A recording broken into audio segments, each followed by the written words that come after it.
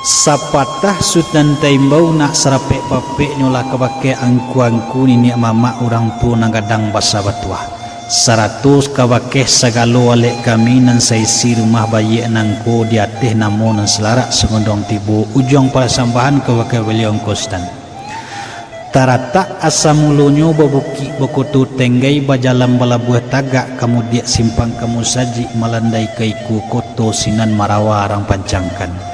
Sungguh sambah dari ambu katibunyo bukalah orang cadiak pandai dek patuh ke nenek mama taga detaat keman khatik mantakan niat jo singajo dari si pokok si pangkalan. Assalamualaikum kasasahijah salangkari batang cimpagurang patahkan adat limbago banagari tuah pidato disambahkan. Mangko disambah kalah sah alam sah Muhammad sah bagindu Rasulullah na menjunjung na mengkutu kiriman rajo tigo jurai.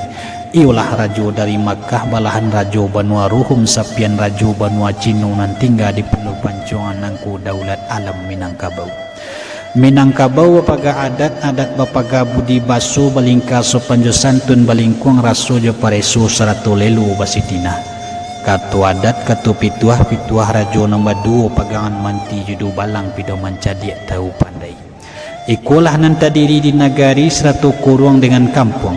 Aliran adek nan sabatang aliran sarak nan sabarih sidik tabalia jo amanah bagantung naik bagantung turun menurun sampai ke gitu.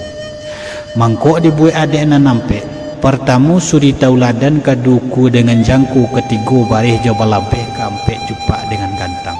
Undang luha bapa ngulu tibu dirantau di badi rajo nan sakonyo turun menurun pusakonyo jawek bajawek sampai kini baik tuyu.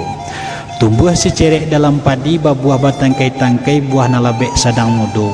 Allah dikabe arek babuah mati indak sialah kamaungkai yang tah kiamek konan tibu. Sadang elok manabang jomarambah baliwang patah sangkanyo. Sadang elok mengarang jomantarkan sambah katua balik ke pangkanyo.